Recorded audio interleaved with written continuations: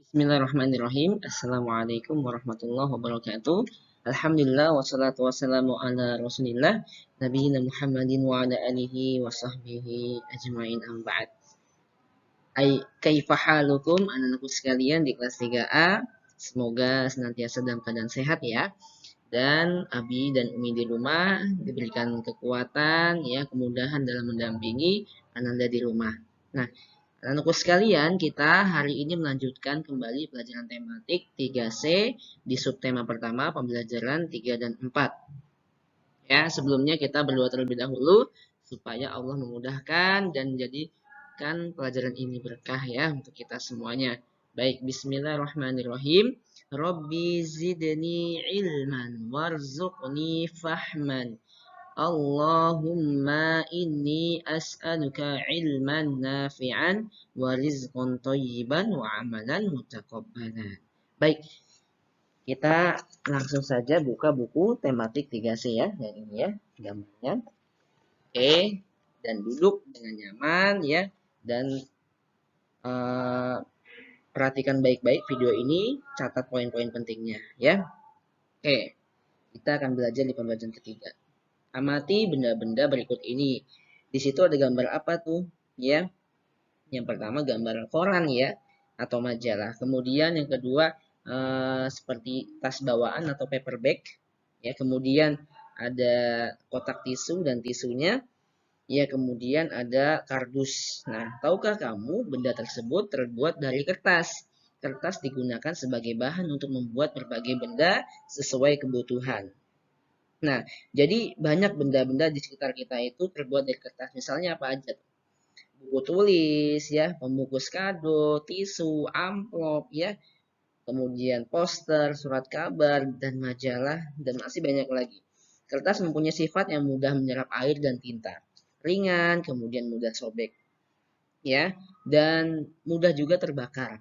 Nah, benda-benda dari kertas dibuat dengan memperhatikan sifat-sifat kertas. Jenis kertas antara lain kertas karton, kertas HVS, dan kertas koran. Kertas karton dapat digunakan sebagai pembungkus benda atau sampul buku. Kertas HVS digunakan untuk membuat buku tulis. Kertas koran dapat digunakan untuk surat kabar. Nah, bahan dasarnya apa Ustadz untuk membuat kertas? Iya, bahan dasarnya itu adalah apa? Ada yang tahu nggak? Ya, kayu. Anak-anakku sekalian, kita kadang nggak nyangka ya, bahwasanya benda seperti itu terbuat dari kayu. Nah, potongan-potongan kayu dipanaskan menjadi seperti bubur ya, disebut namanya pulp. Nah, setelah itu pulp akan diolah menjadi lembaran-lembaran kertas melalui proses di pabrik pembuatan kertas. Nah, kita di sini halaman 13 ya, proses pembuatan kertas. Nah, di sini kalian lihat ya prosesnya dari mulai nomor 1 sampai dengan nomor 8.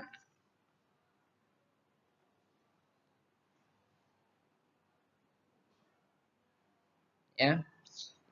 Silakan dibaca di rumah halaman 13 ya, nomor 1 sampai dengan 8 itu proses pembuatan kertas. Oke.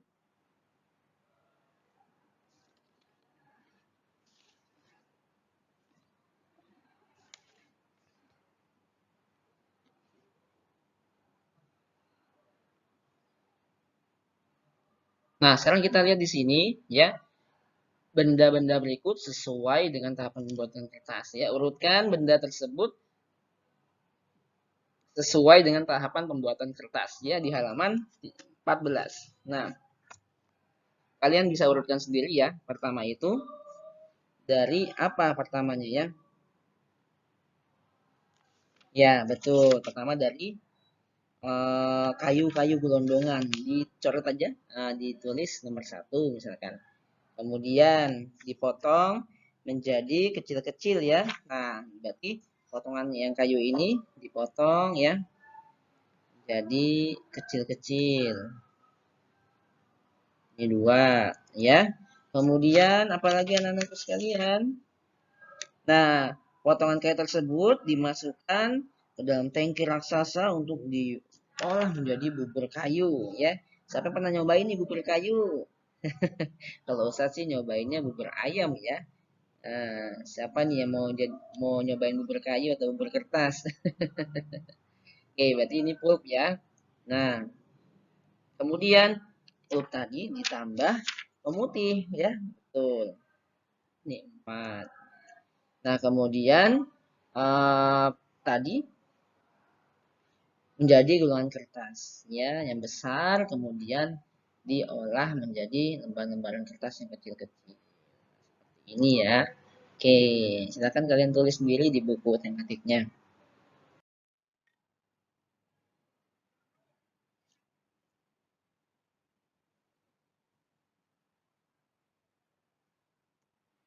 Nah, kita lihat di sini, satuan ukur panjang menyesuaikan dengan benda yang diukur. Ukuran panjang dan lebar buku tulis menggunakan satuan cm. Ya, satuan ukuran tebal buku tulis menggunakan milimeter atau mm. Ya, alat ukur yang digunakan untuk mengukur panjang dan tebal buku tulis adalah penggaris. Nah, jadi kalau panjang ya itu namanya cm atau cm. Kalau lebar biasanya menggunakan milimeter atau mm ya. Nah, di situ kita lihat ya, ada sebuah buku dengan panjang berukuran 26 cm dan lebarnya 50 mm. Baik. Nah, silakan di halaman 16 kalian coba mengukur ya. Halaman 16 dilihat ada tabel nomor benda yang diukur, panjang, kemudian lebarnya. Silakan kalian buat sendiri di rumah menggunakan benda-benda atau alat yang ada di sekitar kalian. Misalkan meja belajar kalian di rumah, kemudian panjang atau lebarnya kulkas dan sebagainya. Silakan kalian berkreasi sendiri di rumah ya. Silakan kalian tulis di halaman 16.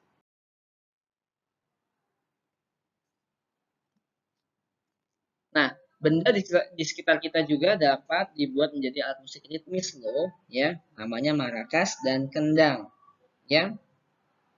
Marakas itu dapat dibuat dari botol bekas minuman yang diisi beras. Biasanya seperti itu.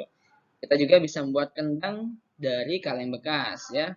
Nah, di atasnya biasanya ada kulit, ya. Kulit sapi, ya, atau kulit yang sudah samak, ya, seperti itu.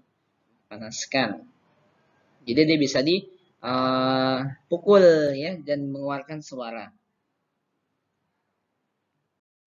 Oke, kita sekarang lihat di sini di halaman ke-17. Ada lagu dari ciptaan Pak Kasur ya, yaitu Kring-kring ada sepeda.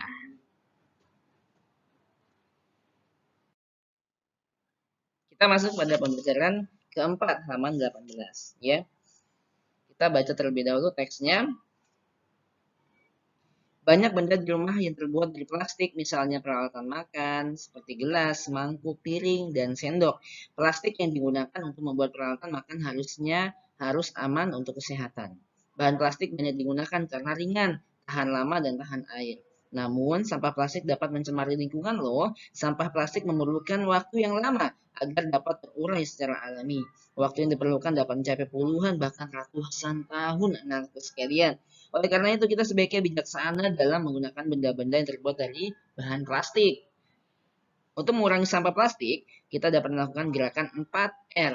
Ya. Nah, apa itu 4R? Gerakan 4R adalah gerakan yang bermanfaat untuk melestarikan lingkungan.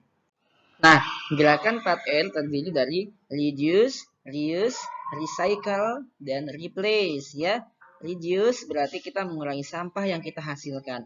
Misalnya, membawa bekal makanan, menggunakan kotak makanan. Kita berusaha mengurangi penggunaan plastik untuk membungkus makanan. Kemudian, reuse berarti menggunakan kembali. Contohnya kita dapat menggunakan kembali plastik belanjaan kita untuk membawa barang belanjaan berikutnya. Nah, biasanya Ustadz itu kalau dapat plastik itu Ustadz jadikan itu sebagai tas bawaan ya, atau untuk membungkus sampah yang kemudian dibuang ya.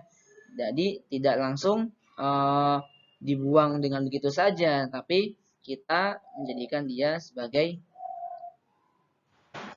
barang-barang yang bisa bermanfaat lagi gitu kan. Nah, kemudian recycle yaitu mendaur ulang barang. Gelas plastik bekas dapat diolah menjadi pot tanaman, atau tempat pensil. Sedotan plastik juga dapat digunakan untuk membuat barang kerajinan. Ya, ini namanya recycle. Ya.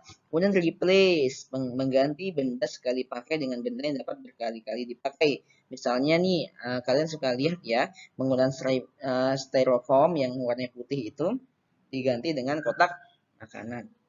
Nah, coba kalian diskusikan dengan Abi dan Umi di rumah, apakah kalian sudah menerapkan gerakan 4R ini ya? Kemudian ketika sudah menerapkan, kalian tulis ya di halaman 19. Tindakan apa yang sudah kalian lakukan?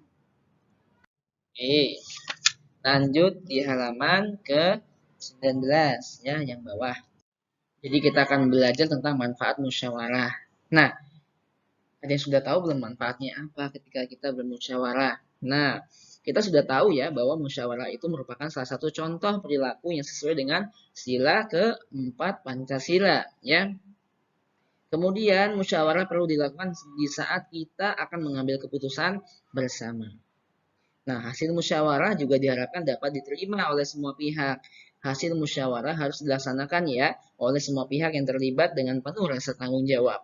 Nah, kegiatan musyawarah memiliki banyak manfaat antara lain sebagai berikutnya, melatih kita untuk berani menyatakan pendapat. Kemudian yang kedua, menyelesaikan masalah yang ada dengan baik. Yang ketiga, mengambil keputusan yang adil dan bijaksana. Kemudian yang keempat, menciptakan rasa kebersamaan dan tanggung jawab. Yang kelima, menghargai pendapat orang lain.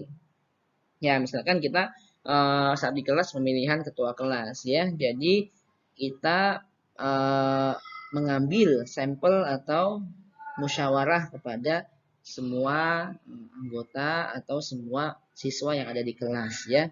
Jadi kita meminta suaranya semuanya apakah setuju dengan ketua kelas yang A atau yang B ya. Mana yang terbanyak itu menjadi ketua kelasnya. Jadi tidak saling menjatuhkan, mengejek dan lainnya. Tentunya dapat kita perhatikan juga ketika menyampaikan pendapat, kita angkat tangan terlebih dahulu sebelum menyampaikan pendapat dan kemudian menggunakan bahasa yang santun ya.